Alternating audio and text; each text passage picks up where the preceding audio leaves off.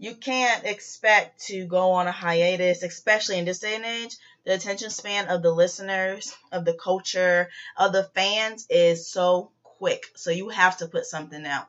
So I give Cardi, if she has this baby around August, September, October-ish, I expect her to be out back on top around maybe next summer.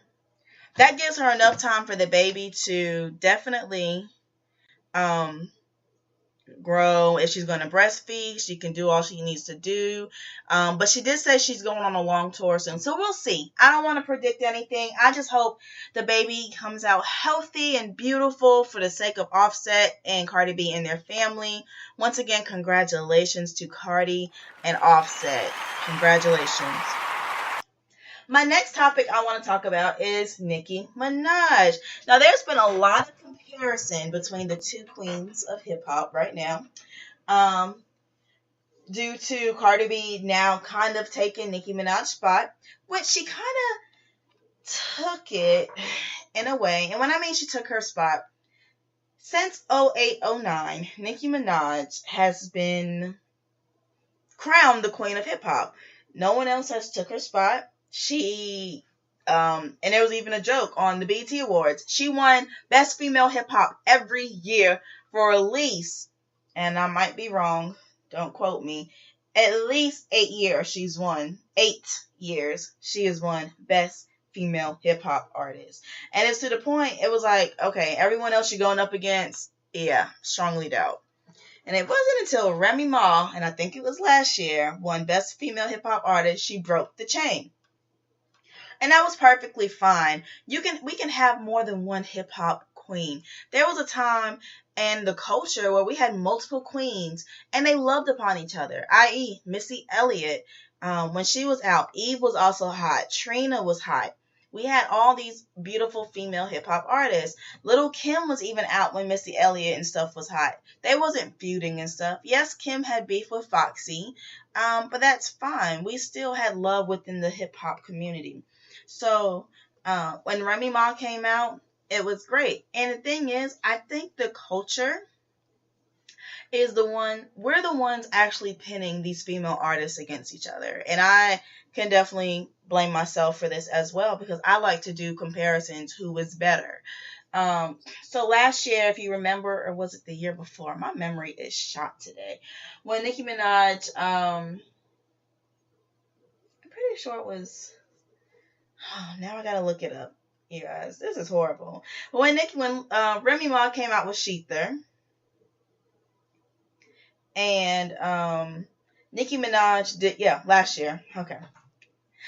When Remy Ma came out with Sheether and she dissed Nicki, a lot of Remy Ma's interviews were saying, okay, yeah, I dissed her. If I don't like you, I'm going to say your name in a song. And she definitely addressed Nicki Minaj.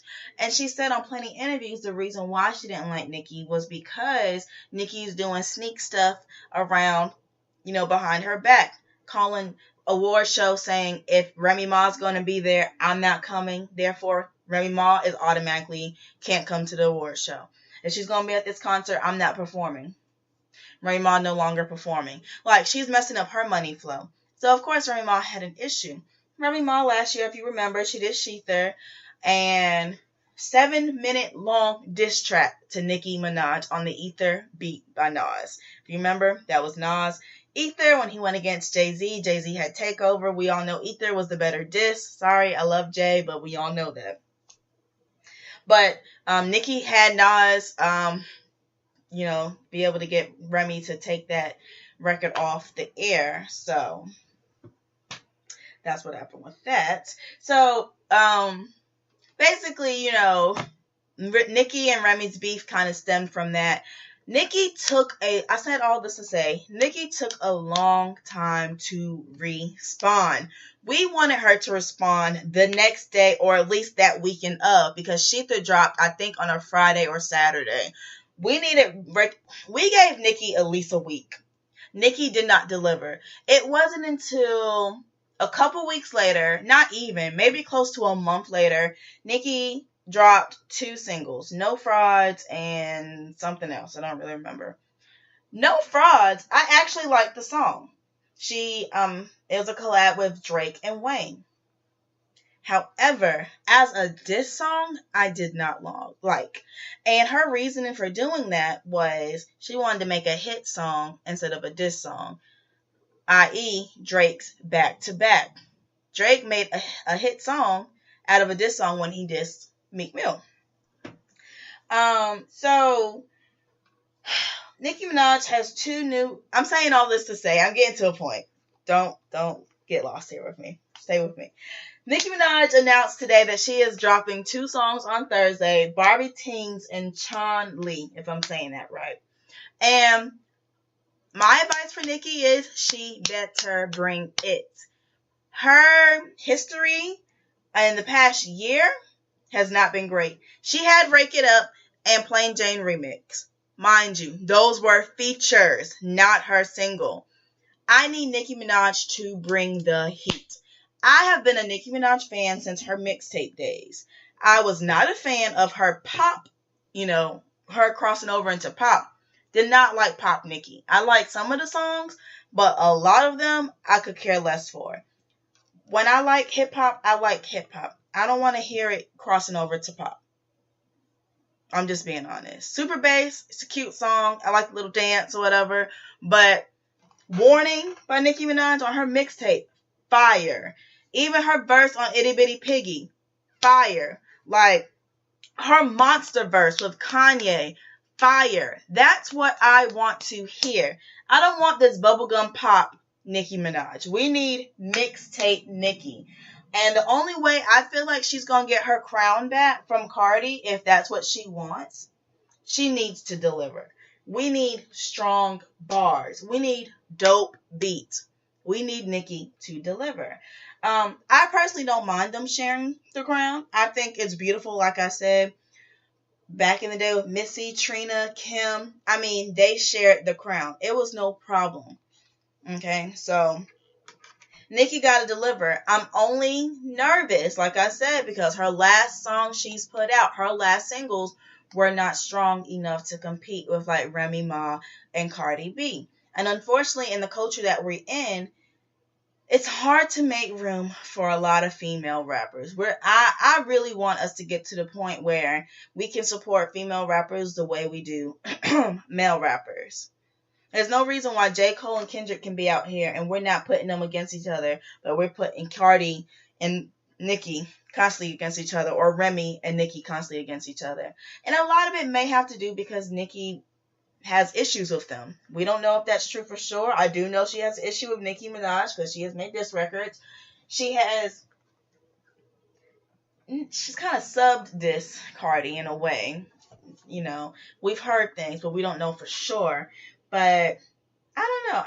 I know I'm all over the place, but with Barbie Tings, I think that's going to be a hot record.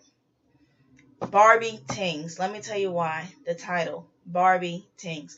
She's going back to original Nicki.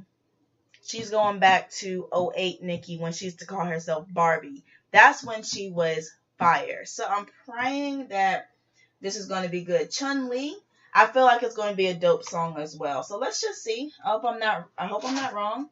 I'm rooting for Nicki. I really am. I'm rooting for Cardi. And I just think it would be great if Nicki can go back to mixtape Nicki. It'll be awesome.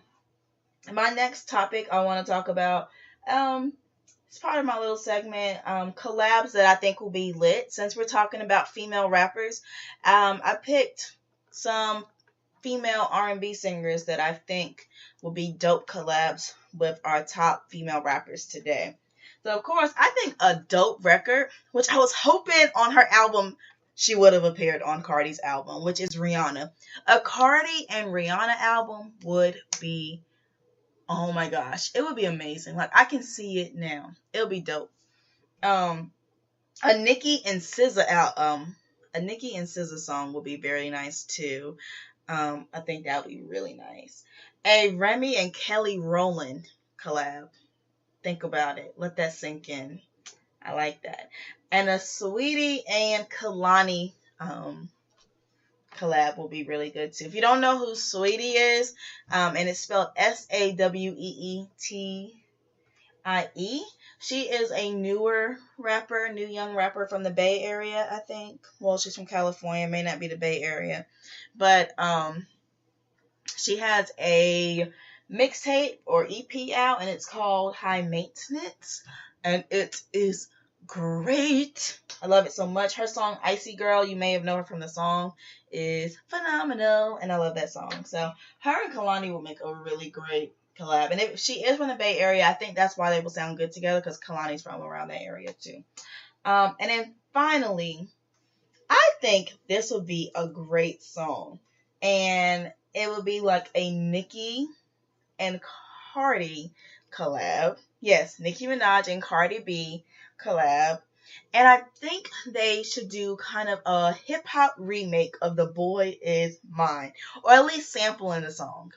That would be so dope. Especially since they have like this kind of industry beef. Like, tell me that wouldn't be hot. They can even have the original, chorus playing in the back. Like, I can just see it in my head. Like, that would be dope. That would be dope. So let me know what you think, if you agree with my collab predictions, like in the future, if you think we should get those collabs. And before I end my Nicki Minaj, Cardi B kind of conversation, I really think the comparisons between Cardi B and Nicki Minaj should stop. As far as like, oh, Cardi B's taking the crown, Nicki Minaj is no longer good anymore. Like, I know for myself, I do it, and it's not good for the culture. Like, I'm working on myself, But as someone who's so involved in the culture, you can't help but to compare. But I really think the comparison should kind of stop, in a sense. I know I stated on Facebook that I think Cardi B's Invasion of Privacy, her debut album was better than Nicki Minaj's debut album, which was Pink Friday. I still 100% agree with that, even though I just said we should start with the comparisons. But it's okay to compare albums, right? So, yeah, we just leave it there. And my last topic I want to talk about very quickly is about the Real Housewives of Atlanta season finale. So Kenya announced that she was pregnant. I posted it on my Notarized social media page, and I had a lot of mixed reviews. Mostly people are saying they don't believe that Kenya is really pregnant. Now, I'm not one to say that a woman is lying about being pregnant or not, because I would hope a woman wouldn't get that low to do that. But we are talking about Kenya, and she has lied about a lot of stuff in the past. So I just hope, for the sake of her unborn child and her husband, that she is not lying. And I hope everything goes well with this pregnancy. Do I think she needs to be back on the show next year? No. But that's neither here or there. They already renewed her contract. Don't know why. Kandi needs to forgive Portia. I was so tired of her this season. And I like Kandi. I really do. But Portia, we have seen Portia apologize at least 3 to 4 times. On the show, on social media, after reunions. I mean, after it happened, she apologized. And Kandi just rolls her eyes and do whatever. There's only so much more Portia's going to do before she just says forget it. And personally, I would have forget it by now. I mean, I know she feels bad for what she did, but dang, Kandi, like, she says she's sorry. Portia didn't do, I mean, she said sorry. I don't know how many times she can say it. She needs to accept the apology and just really move on, for the most part, to be honest, in my opinion. That's just my opinion. And my last point, Sheree is not returning to Housewives of Atlanta. And at the reunion show, she was kind of making me mad. So I was like, okay, I don't really care anymore about her not returning. But I really like Sheree. And I always say this, she has my favorite tagline for the whole season. Call me a bad server because I always spill the tea. Tell me that's not a cool tagline. Like, Sheree is a bone collector, so that tagline fit her perfectly. So I'm really sad that she's not returning. Apparently she didn't have a storyline, but, whatever. I just, wish the best for all the ladies on Real Housewives of Atlanta, and I cannot wait for next week's part 2 of the finale. Well, you guys, it's been so much fun doing an actual current events podcast with you guys.